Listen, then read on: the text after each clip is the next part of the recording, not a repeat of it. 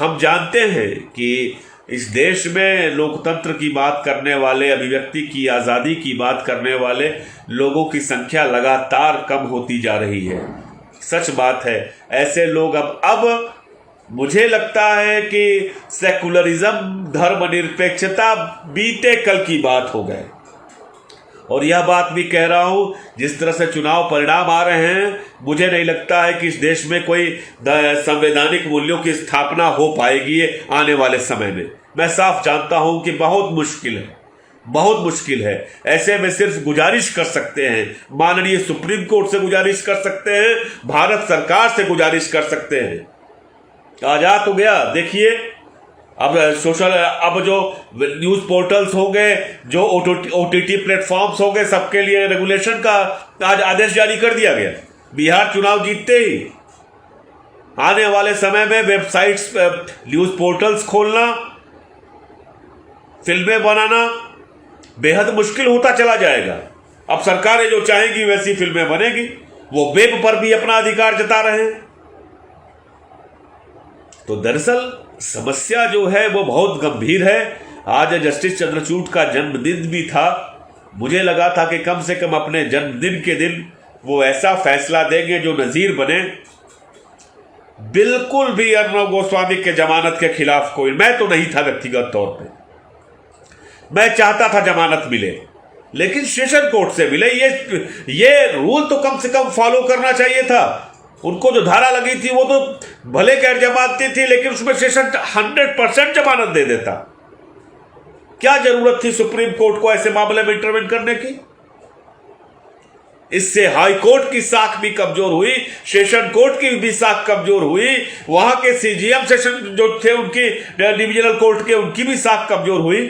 पूरे वक्त में सुप्रीम कोर्ट को बताया गया, कहा गया, बहुत बड़े वकील हैं हरीश साल्वे, उन्होंने कहा कि लोअर कोर्ट ने तो कह दिया है कि यह मामला पूरी तरह से इलीगल है, जबकि मराठी में आदेश दिया गया था उसमें इलीगल नहीं कहा गया था। उसमें कहा गया मुझे ये इलीगल प्रतीत होता है।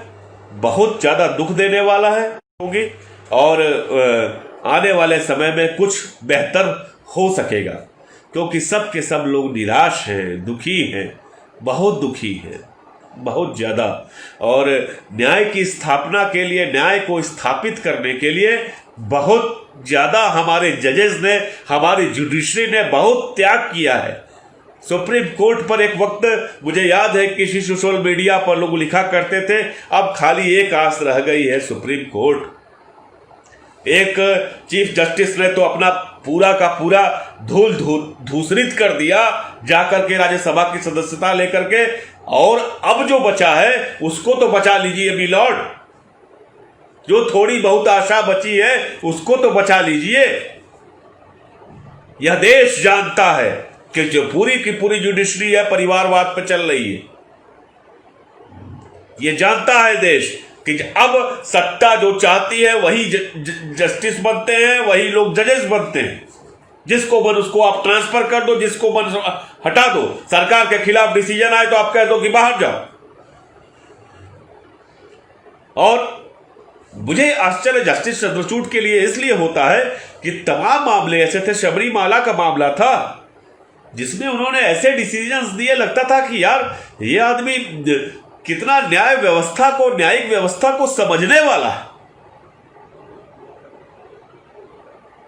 मुझे लगता है कि इस डिसीजन पर, ये जो डिसीजन हुआ है, आने वाले वक्त में इसका खामियाजा भुगतना पड़ेगा। सबसे बड़ी बात यह है कि सब कुछ छोड़िए, अभिव्यक्ति की स्वतंत्रता के साथ साथ लोअर कोर्ट की, हाई कोर्ट की भी अवमानना हुई है, और मैं इस आदेश से सहमत कतई नहीं हूं, इस आदेश के साथ कतई नहीं खड़ा हूं। इस बात को जान लीजिए कि हिंदुस्तान, बिहार का चुनाव आया ना, नहीं चाहता भारत का हिंदू कि मुस्लिम यहां इस देश में रहे, नफरत करता है वो। इस बात को मानिए, इस नफरत को खत्म करने का एकमात्र तरीका है प्रेम, मोहब्बत। उसको ये लगता है कि बरसों से तुष्टीकरण किया गया मुस्लिमों को, तमाम लाभ मिले। क्या लाभ मिले आप देख लीजिए। मुस्लिम परिवारों में शिक्षा की व्यवस्था को देख लीजिए, कितनी गरीबी है देख लीजिए। पूरे के पूरे देश भर के बुनकर तबाह हैं। तो भैया यह सब संकीर्णता खत्म करिए। जो पार्टियां संकीर्णता की बात करें उनको अलग करिए और भाईचारा प्रेम बढ़ाइए। नफरत का जवाब नफरत नहीं हो सकता है, यह बार बार कहता हूं। और जब नफरत का जवाब आप प्यार से देंगे तो धीमे धीमे परिस्थितियां ठीक होगी। हम सबको मिल करके ठीक करना है। किसी को गाली देने से, किसी का हम छिद्रान्वेषण करें, उससे चीजें ठीक नहीं होगी। और देखिए वक्त बदलता है। सुधीर चौधरी के शब्द जो है आजकल मंद पड़े हैं। क्यों पड़े हैं आप जानते होंगे। क्यों सुधीर चौधरी खामोश हो गए? रोहित सरदाना क्यों खामोश हो गया? अंजना ओम कश्यप अब उतना जहर क्यों नहीं उगलती है जैसे पहले उगलती थी? तमाम अखबारों में क्यों इस समय सियापा छाया हुआ है? सबको रोटी खानी है, सबके लिए समस्याएं होगी तो सबको होंगी। एक बात जान लीजिए, हर हिंदुस्तानी को होगी। अगर आज वो रो रहा है सामने वाला, तो कल आपके घर भी रोने की आवाज़ सुनाई देगी। हमको सबको मिलजुल करके तमाम चुनौतियों से लड़ना है।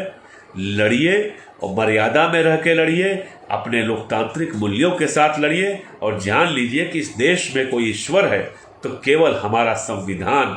अपने संविधान से इतर हम नहीं जाएंगे, नहीं जाएंगे तो नहीं जाएंगे। धन्यवाद, आप लोगों ने हमें सुना। बहुत बहुत शुक्रिया।